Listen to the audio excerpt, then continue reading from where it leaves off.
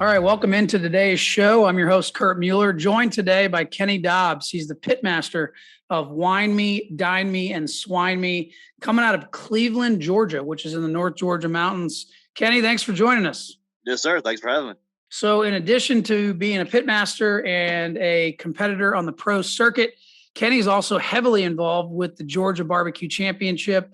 I think he serves as vice president of the GBC. Let's camp out on the GBC just for a second, Kenny, because I know a lot of folks may not, be clear about what the GBC does and what it's trying to promote. I would basically promote barbecue in the state of Georgia. We run along with KCVS's points. We help sanction all of KCVS events here in the state of Georgia, and basically have a points battle that from pretty much not only Georgia teams but some surrounding Georgia teams. And it's just a little fun, little in-state battle in the state of Georgia to say, hey, you're the king of Georgia. You're the top cooks in Georgia. I love that. And to give, just to give our listeners an idea. So, if you're in a position competing and you can't travel halfway across the country every single weekend, the GBC and organizations like the GBC are great because it's promoting competitive barbecue, but it also gives you the opportunity to compete for the state championship and not feel like you have to drive, 1,000 miles each weekend to out west or wherever it may be. And so I think now what's the number? If they take the top 5 events, top 5, right? Yeah, your top 5 cooks of the year. I think this year in the state, we've got 10 or 11 KCVS cooks that we've sanctioned. I think we're 4 or 5 in now. So yeah, you take your best 5 cooks, put them together. Then, some of these teams are out there chasing 20, 30, 40 contests a year just here in the state of Georgia. You just need 5 good cooks, and you could be right there in the top of the state of Georgia in the Georgia Barbecue Championship. That's right. It's a lot more manageable. So let's take a step back and chat about another thing that you're working on, and I think it's called Operation Relief, right? Operation Barbecue Relief. Barbecue Relief. And I'm the area director for the state of Georgia on it as well.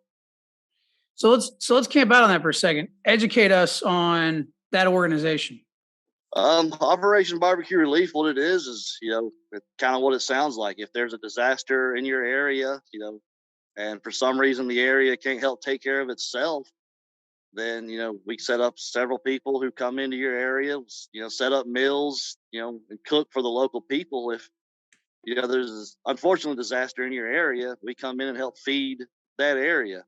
It's completely 501c, work on donations and volunteer help only.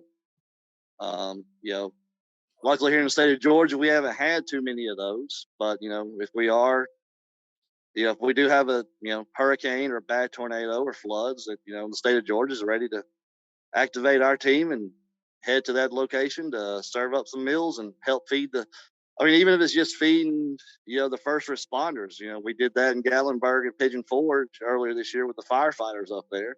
So we just go to the, disaster areas where they need help feeding, where maybe the local town can't help themselves at that time. I love that. Barbecue family giving back to others and giving back to communities that are impacted by a disaster or catastrophe, something like that. That's really, really cool. All right, so let's camp out on your journey specifically into barbecue, right? So where did it all start for you?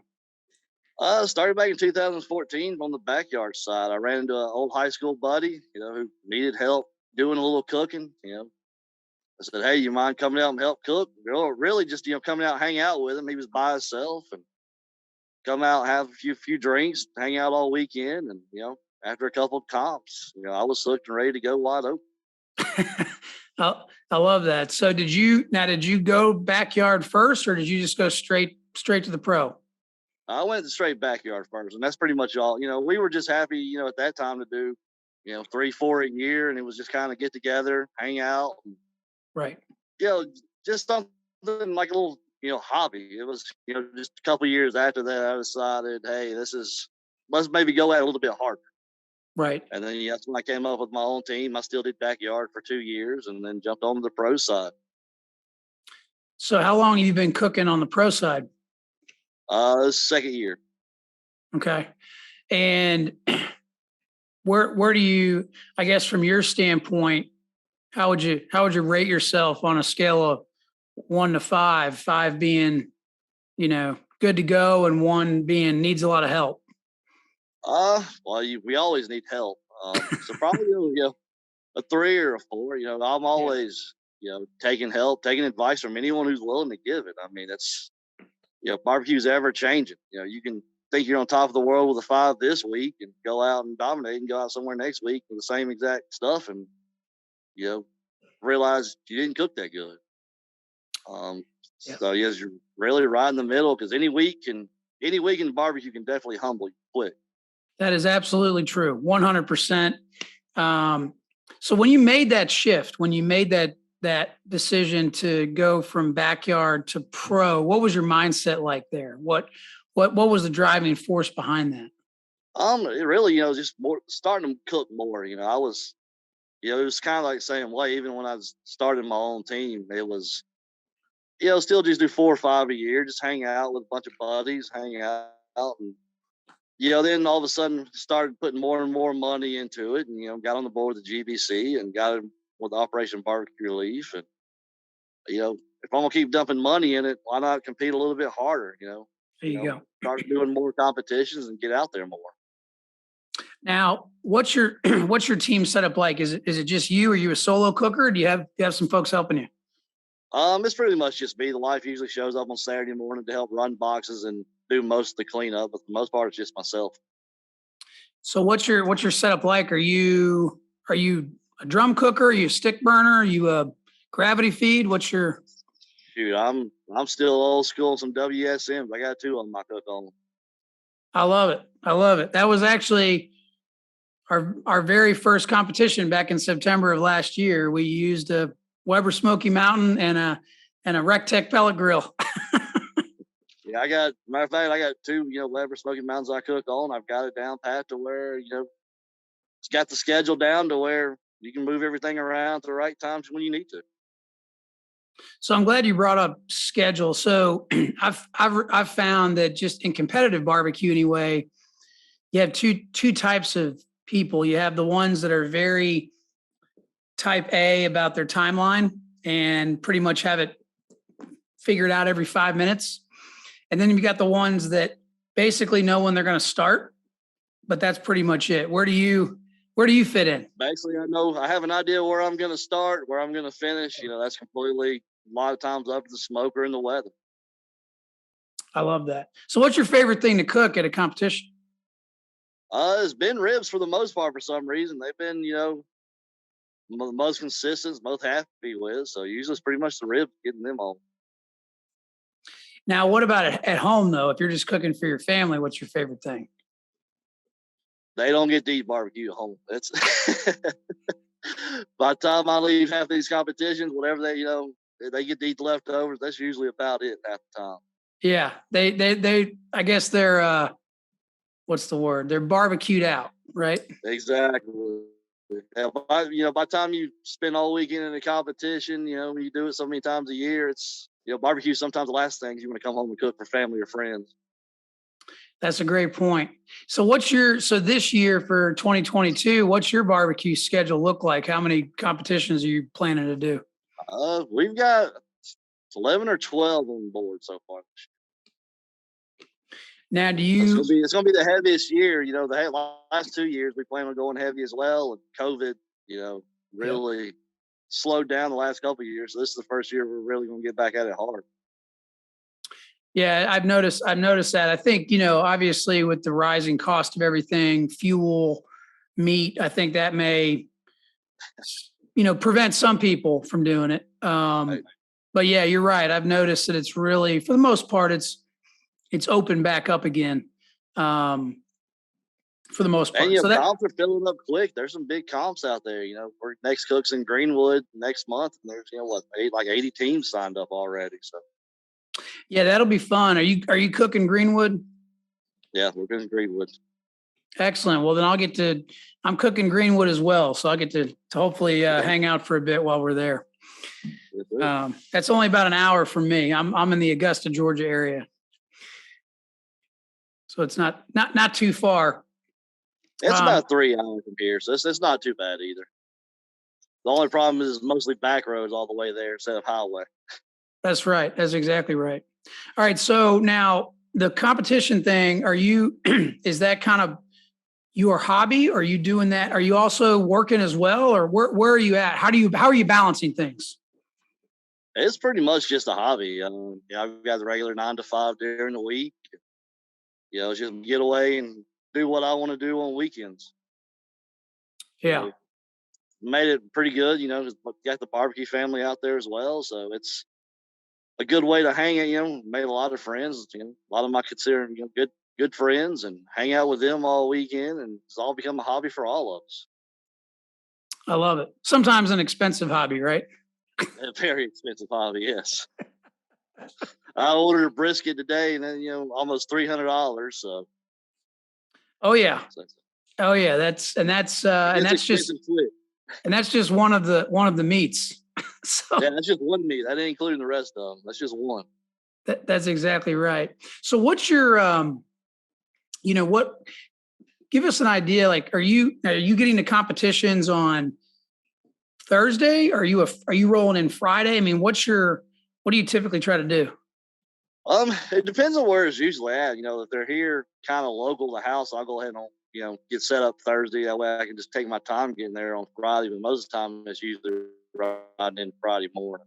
That's kind of where we are. And I think for our listeners, the ones that are starting down this competition journey and wanting to get more into it, what I think what they'll start to realize, pretty quick is that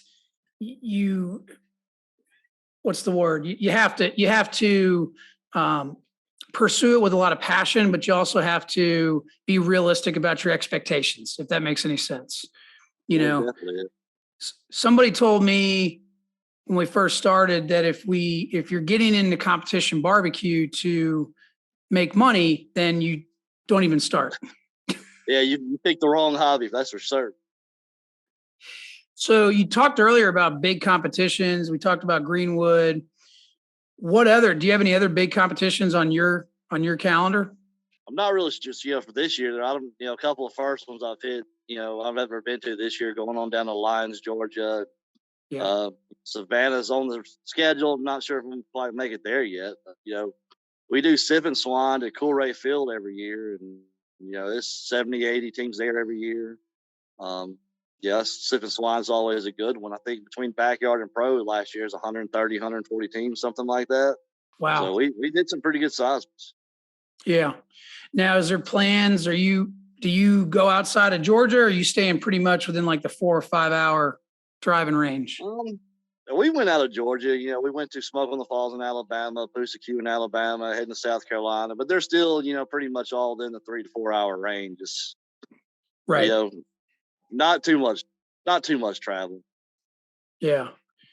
So as you look at all these, these nationally ranked teams and what they're doing, is there anybody, at the top that, you've looked up to or you're trying to emulate? Look up a lot, like on one, I comment on one of yours before, Kerry Chastain. He helped me trim my first ever brisket I ever trimmed. He's always looked at some of my pictures, told me, hey, just from looking at pictures, here's what you can do better. And, Kerry's always been the one, straight up with good advice and good help whenever I need it, or whenever someone needs help. That's exactly right. He's very giving of his time, very supportive, and I think you'll agree with this. The support you get from the barbecue family, the barbecue community, is really cool. I mean, I didn't realize how big of a community it was, but it's like anything else. It's all about relationships. It's about, like you said, hanging out with buddies, reconnecting with old friends. And cooking meat in a parking lot. Yeah. Even, maybe not top of the group, in KCBS top of the standings, but, you had Mark Weatherall on earlier also. He won chicken for the GBC, last year. He's always been willing to bounce ideas off of and help me out as well. He's been a big help to some of the stuff I've done. Sean Trinstead with Angry Jack here in the state of Georgia. been a top cook for several years in the GBC. He's helped out and given, ideas from time to time or tell me, hey, where I can improve. So, any of these guys, they're willing to help, if you're just willing to, suck up your pride sometimes and ask for help. A lot of times as men, you don't want to do that a lot, but if you suck it up a little bit, and a lot of these guys are willing to help wherever they can. It's a great point, and that's something that I want to emphasize for our listeners, that don't be afraid to reach out to really a lot of these folks, in the GBC or wherever you are listening. In my experience, most competitors, whether they're in Georgia, Texas, California, doesn't matter. Most of them are going to be very willing to help and support you. As Kenny said, yes, the hardest thing is really just swallowing that pride and admitting that you don't know what you don't know and that you need help. Well, it's what we always told when you're grilling out for your friends in your backyard. This is some of the best barbecue we've ever tasted. Some of the best food we've ever had. You go to a contest with that same attitude and you're looking at score sheets, the next thing you know, you realize, this may not be good barbecue. Right. So you're always told how good it is in your backyard. You show up at a competition, thinking, hey, I got the best barbecue in the neighborhood. And, you show up the competition and realize you don't. And at that point, where do you start other than, asking questions to find out where you can go? That's right. Because you can only watch so many videos. You have to actually practice, right? As Derek said. Yeah, you can't just show up, 4 or 5 times a year and expect to, really do good and really, expect to win every time. If you ain't, as the practice starts in the backyard and the trophies come on weekends. That's exactly right. So you started this journey in 2014. So you've been involved in competition barbecue in some form or fashion for about 8 years now. I'm sure you've seen a lot of different changes and trends and this, that, and the other over those 8 years. What I'm curious about, though, is just looking ahead, looking out over the next 5 to 10 years. And when you think about competition barbecue, where do you see things heading in the next 5 to 10 years? You hope to continue to see it grow. I mean, we've seen it grow here, and we've seen it, the influx here in Georgia. 8 years ago, there was 16, 17 contests, to where even the year before COVID, it slacked down to where there's only 7 or 8. Right. And this year we've got back up to 12, and we know a couple more that's coming on next year already for KCBS in the state of Georgia. So just, hope to continue to see it grow. Pitmaster several years ago was a huge influence. And, I remember watching and thinking, how cool could that be? And, now we've got several shows that are on Food Network now. We've got Tina Cannon on it right now, who's promoting barbecue. And then, a new one coming out in July where they've been following barbecue competition teams around. So hopefully, helps it grow a little bit more again. That's exactly right. In fact, the one you're talking about is Michael Simon's Food Network show. They actually filmed down in Tifton, Georgia, at the Rhythm and Ribs Festival. Which I was smoking the falls back in April also. Oh, did they? Okay, cool. Were you one of the teams that got filmed? I applied for it, and when it got to the end of it, being a cook by myself, most of the time I thought, this may be more of a hindrance and people in my way. And so I just kind of passed on it at that point. And then, when I saw them running around and in everyone's face, half the time at Smoking the Falls, I thought, yeah, that would definitely throw me off my game, especially with just being myself. Oh, yeah. So I'm not going to sugarcoat it. We were one of the ones filmed. And yeah, it was very challenging. Very, very challenging. You had to keep reminding yourself that you were mic'd up. Even if I don't have a timeline, we still have the idea of the timeline in our head, Right. Yeah, because even the start timeline, I hope my finish times are always going to be about the same, and usually they're not that far off. Right. But if you're in the middle of actually trying to that timeline of where everything starts to get real crazy, 10, 11 o'clock for you, and someone kind of in your face and you're stumbling around them a little bit, I can see how it could be real challenging.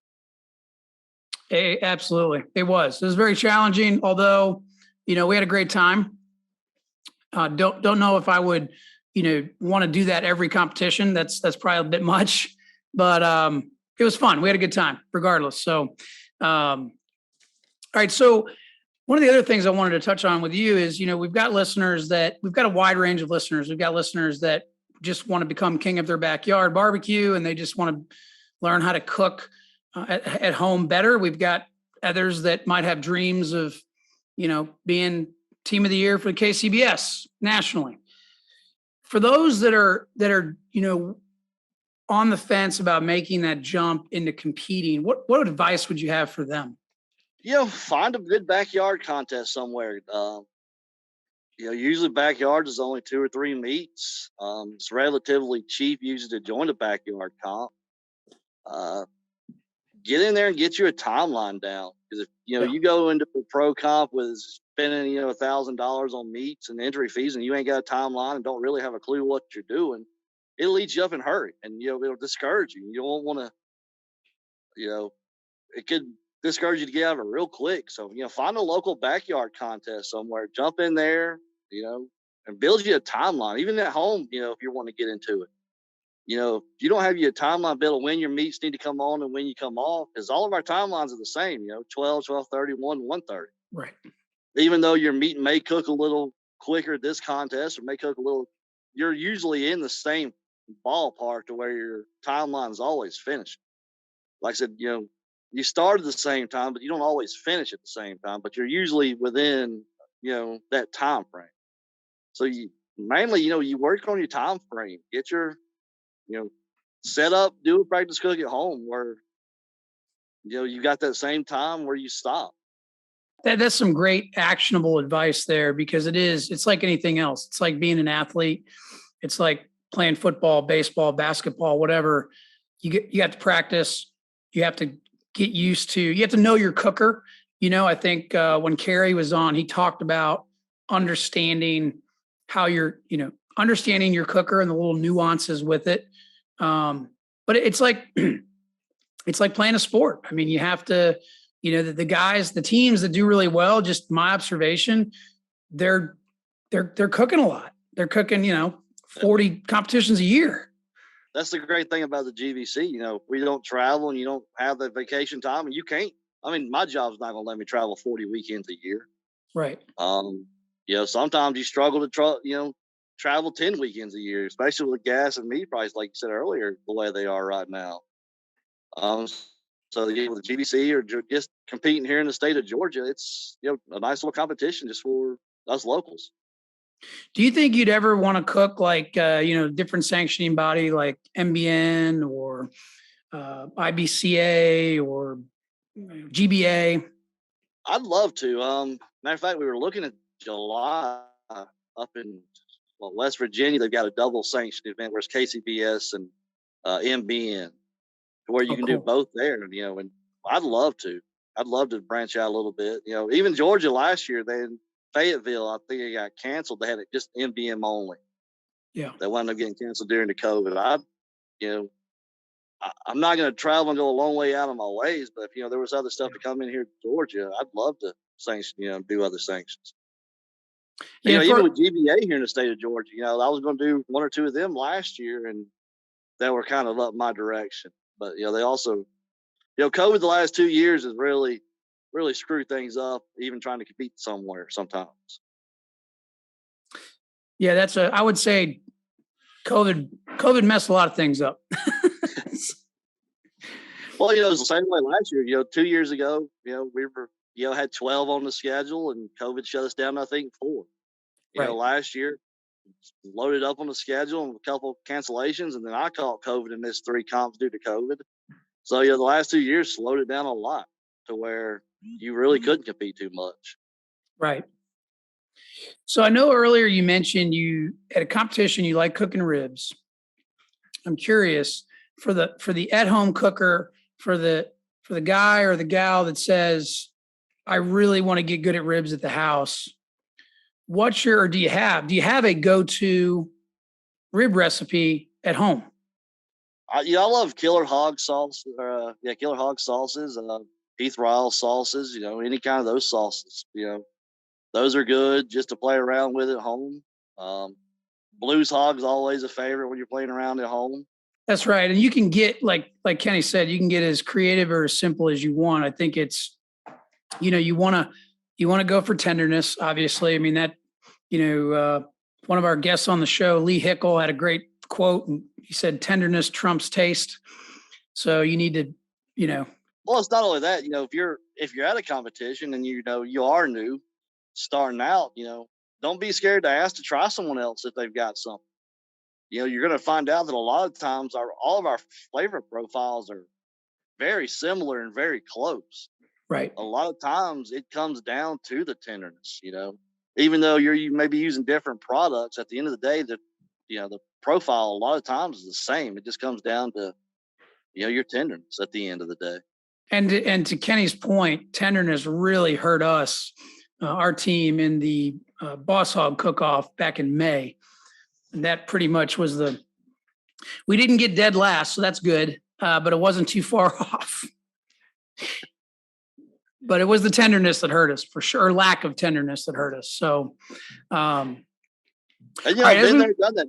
Don't let finishing DL. Don't let that discourage you if you're getting started out. I mean, we've all done it. We've all been down there at the bottom. I've got a bottle of liquor in there I've got for a double DAL in a state competition. So, I mean, I laughed it off at the end of the day, because if you're doing this to leave mad all the time, it's also the wrong hobby. Like I said, any week can humble you. That's a great point there to reemphasize, I think, is that, yes, you can be humbled really, really quick. And, at the end of the day, it's barbecue. So it's not that serious. Well, I've taken the same recipe 2 weeks in a row and, took first place, and, 2 weeks later, with the same exact recipe, go out and get a comment card with an unknown flavor, unknown taste. Where 2 weeks prior to that, I got a first place call, and 2 weeks later, all of a sudden, that judge don't like that flavor, or, you didn't sauce it. I guess you maybe didn't sauce it exactly right or something. So it's just, sometimes it's up to the judges, where this week that flavor combo hits, next week someone may not like it. Yep. Yes, you have to remember too, we're cooking for the judges. You're not cooking for your taste. You're cooking for what they're looking for. Even saying that, my wife laughs at me because, the ribs, my rib combo, I don't like them. I'll practice with them, or I won't even try them at a competition other for tenderness. And she laughs at me because she says, I don't like the profile, but, the profile works. So, right. Like I said, you're not cooking for what you like. You're cooking for what 6 other people like. That's exactly right. Yeah. So where can our listeners connect with you? I know you have a Facebook page, right? I got a Facebook page, facebook.com/Swine Me. On there, Kenny Dobbs on Facebook as well. Awesome. Now, are you on any other social media they can connect with you? I am, but I'm not huge on social media. So you can find me on Instagram, also Wine Me, Dine Me, and Swine Me, and TikTok as well, but you're not going to find much on there. Well, if our listeners do want to connect, please do. And as you can tell, your best way to connect is on Facebook. And like I said, I'm always willing to help anyone else who's about to get started. I've helped a couple backyard teams the last 2 years help get going as well. So I'm always willing to help, give advice, give pointers any way I can. I love that. And again, for our listeners, we're talking to the Pitmaster, Mr. Kenny Dobbs of Wine Me, Dine Me, and Swine Me. Check him out on Facebook, Instagram as well. And Kenny, thanks again for your time, sir. Enjoyed the conversation. Yes, sir. Thank you.